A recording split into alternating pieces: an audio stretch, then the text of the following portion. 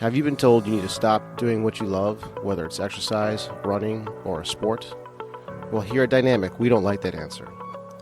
In this podcast, we'll talk to leaders in the health and wellness space from Southwest Florida to get the solutions you need to get you back to doing what you love. Welcome to the Dynamic Naples Podcast.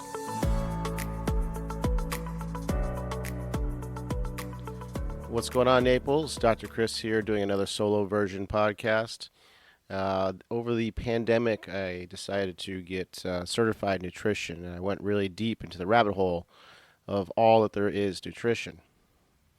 I've learned a ton. I've learned that there is a lot of actually bad information out there. I've also learned that the nutrition world is highly divisive, just like our politics. But one of the things I did get to, one of the gems I would say, is the problem with insulin. And I can dive into that in a moment.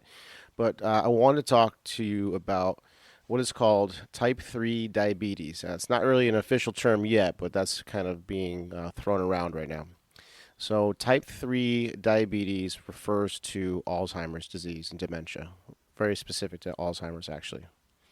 It's long been known that there is a correlation between insulin resistance and Alzheimer's development.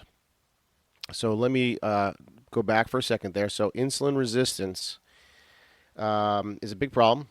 And you have to understand sort of background about insulin in general to kind of get this full picture here. So the human body basically, disease processes, I should say, are really a problem of either too much of something or too little of something, almost across the board. So when it comes to diabetes, there's type 1 and type 2. So type 1 is where your pancreas cannot produce enough insulin, so it's a too little problem, and that's type 1 diabetes. And type 2 is a problem where there's too much secretion of insulin. Okay. So what causes too much secretion of insulin? So what happens when you eat? If you eat something that has any kind of carbohydrates in it, insulin is released from your pancreas, and it goes around like a cab driver picking up the sugar, the carbohydrates, and ushering it into your muscle in the form of glycogen and in your liver. So what happens over time, your cells get sort of resistant or insensitive to insulin if you're constantly eating a diet high in carbohydrates and low in fats, the sort of classic diet we were told to eat.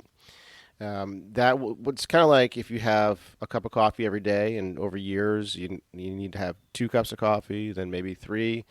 Your body just adapts and no longer responds as well to the insulin. So now the pancreas has to secrete even more to get the sugar out of your blood. It's not good to have blood just circulating your sugar. Insulin has tons of roles. That's sort of the most well-known one, is the ability for it to move sugar out of the blood into the muscle and liver. But another role it has is it's a builder. It's like an anabolic steroid. It builds tissues in general, which is good to an extent. But with too much of it, I mean, that's what makes diabetics gain weight, is the overabundance of insulin. In fact, diabetics that have to inject insulin, they'll develop like sort of a pocket of fat right where at the injection site, and that's directly from the insulin. There is a great book by Benjamin Bikman, that's Bikman, called Why We Get Sick. And it really paints the picture of how insulin resistance is really at the heart of just about every major illness that we deal with as Americans. So anyways, the standard American diet, unfortunately, has been classically a diet high in carbohydrates, and this has led to epidemic levels of insulin resistance. A lot of people have insulin resistance, and they're unaware of it. Until it gets to a point where they become diabetic. So insulin resistance is diabetes. It's also kind of the precursor to diabetes. Anyways, so going back to the idea that insulin basically makes you gain weight, gain fat, what's interesting about fat cells is that they are kind of like an endocrine organ. Endocrine organ is something that secretes hormones. So they're not just like a lump of fat. It actually secretes hormones. And one of the things it secretes is something called a cytokine. A cytokine is a signaling molecule that tells the body to inflame, right? So if you're diabetic and you're overweight, your body is basically chronically inflamed. Now, this is a problem because that inflammation, especially in that gut area, can travel up through the vagus nerve. The vagus nerve comes from the brain down to all of your organs. So it can travel up into the brain and cause basically systemic inflammation of the brain, leading to dementia and Alzheimer's. So that's one of the proposed mechanisms. We can't say this with 100% certainty, but there's a lot of good research behind this so far. Another problem is that what we know about Alzheimer's is there are these amyloid beta proteins that cause these plaques in the brain. Now, these amyloid beta proteins normally live within the nerve cell, and then as it leaks out into the space between the brains, that's what causes the plaques that cause Alzheimer's disease. So we found that insulin resistance in the brain actually makes those amyloid beta proteins secrete out of the cell. So that is the main mechanism, we think, of what causes type 3 diabetes, a.k.a. Alzheimer's. And while I'm on the topic of the amyloid beta protein, I should mention the relationship between Alzheimer's and sleep apnea. There's also a strong correlation where people who have untreated sleep apnea develop those same plaques, which can also lead to Alzheimer's. Now, there probably is an underlying dysfunction there, and it potentially is insulin resistance. Insulin resistance tends to make you gain weight. If you gain weight, you tend to develop sleep apnea, so those things kind of go hand in hand. Now, if you're worried about these things, there are some warning signs if you're not diagnosed with diabetes, but you're worried that you may be getting there. If you've developed any dark patches of skin, especially on the neck and armpit area, that's a sign. And also development of skin tags, so like little bumps that kind of pop out of the skin, especially in the armpits. Those are warning signs that you're developing insulin resistance.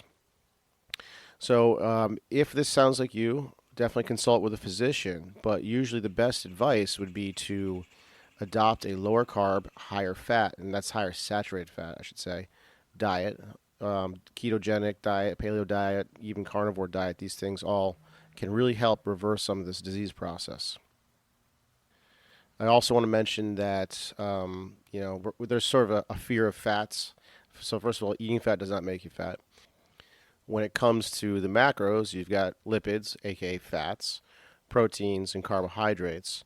And we've been classically told to have a diet higher in carbs and lower in fats. I think flipping the script on that is really what's going to make the difference, higher in fats and lower in carbs.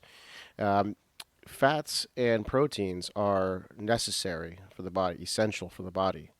Carbohydrates are not essential. You can go zero carb for 20 years and not die.